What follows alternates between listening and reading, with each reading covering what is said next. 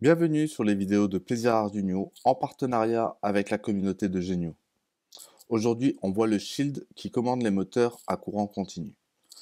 Donc ce Shield permet de commander soit deux moteurs à courant continu ou un moteur pas à pas. Dans mon cas, on va utiliser la solution des deux moteurs. Donc ce moteur est une carte d'extension pour Arduino qui utilise un circuit intégré qui s'appelle le L298P en double pont à H. Ça veut dire qu'il permet de contrôler la vitesse et la direction des moteurs, et ce de façon indépendante. Donc il a une tension d'alimentation de 5 volts pouvant aller jusqu'à 12 volts. Avec une alimentation externe, il peut aller jusqu'à 2 ampères et utilise deux canaux, un canal A et un canal B. Donc concernant la vitesse va être gérée en PWM qui va varier de 0 à 255. Il va avoir une broche de direction avant-arrière, un frein qui va permettre de stopper le moteur et une broche qui va permettre, qui est à 0 ou à 1, qui va permettre de faire la lecture du courant consommé.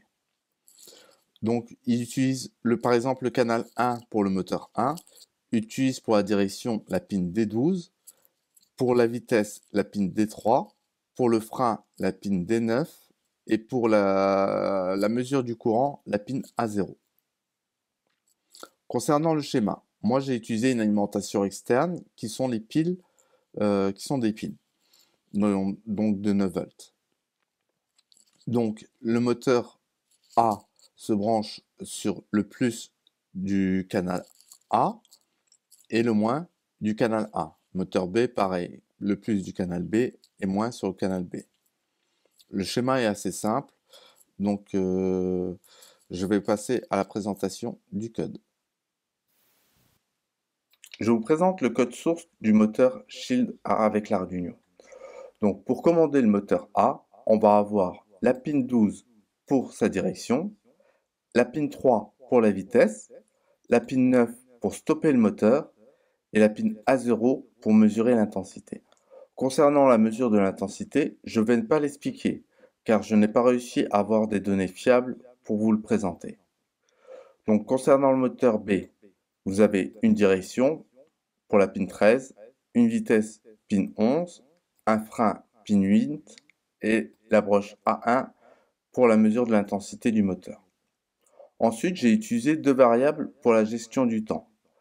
Donc, une variable previous state millis que l'on définit à 0 et state duration définie à 5000 qui correspond à 5 secondes. Ces 5 secondes, ça va être le temps que chaque phase va utiliser. Donc ces phases, on les a ici, dans l'énumération de state. Démarrage du moteur A en marche avant, freinage du moteur A, démarrage du moteur A en marche arrière, stop du moteur A, et ainsi de suite pour le moteur B. Démarrage en marche avant, freinage, démarrage en marche arrière et un stop. Donc on commence l'état par démarrer en marche avant le moteur A et ensuite dans le setup. Dans les setups, on initialise le moniteur série, on fait la configuration des broches en sortie pour le moteur A et pour le moteur B. On s'assure que les freins soient bien désactivés et on démarre notre programme par un current millis avec millis inscrit dans current millis. Donc, cette gestion des étapes a été faite sans l'utilisation de la méthode délai. J'ai tenu à ce que on n'utilise pas de délai dans ce programme. Donc, toutes les 5 secondes qui correspondent à ce state duration, nous allons changer d'étape. La première étape, ça va consister à démarrer le moteur A en marche avant, ensuite de l'afficher au niveau du moniteur série, ensuite on désactive le frein, on donne une direction et on donne une vitesse. Ensuite, on passe à l'étape 2 qui est de freiner le moteur A. Pour freiner le moteur A, on fait un break height on fait un freinage avec break A height et on change d'état pour changer d'étape. Donc, une fois qu'on a fait cette étape-là, on met le moteur en marche arrière, on freine, on change de direction et on met une vitesse de rotation du moteur. Ensuite, on change d'étape, on stoppe le moteur A. Voilà, ça sera pareil pour le moteur B. Donc, on met le moteur B en avant, on désactive le frein, on lui donne une direction et on lui donne une vitesse. Ensuite, on passe à l'étape suivante. Voilà pour ce que je souhaitais vous montrer au niveau de ce programme. Il est assez... Donc maintenant, je vous présente une démonstration de ce que ça donne, de ce que j'ai réalisé. Voici une démonstration du code source que je vous ai montré. Donc le moteur tourne dans un sens, dans l'autre, et ensuite c'est le second moteur qui tourne.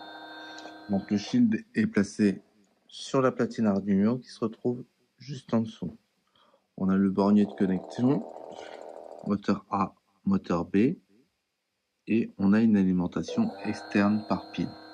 Voilà pour ce que je souhaitais vous montrer. Merci de suivre les vidéos de Plaisir Arduino. Partagez, commentez, likez. C'est toujours un plaisir de recevoir vos commentaires et de pouvoir y réagir. La communauté de Géniaux, c'est un endroit où on se rencontre pour parler de vos projets, pour vous aider à débuter et à progresser en tant qu'amateur de la platine Arduino. Alors amusez-vous pleinement et je vous dis à bientôt.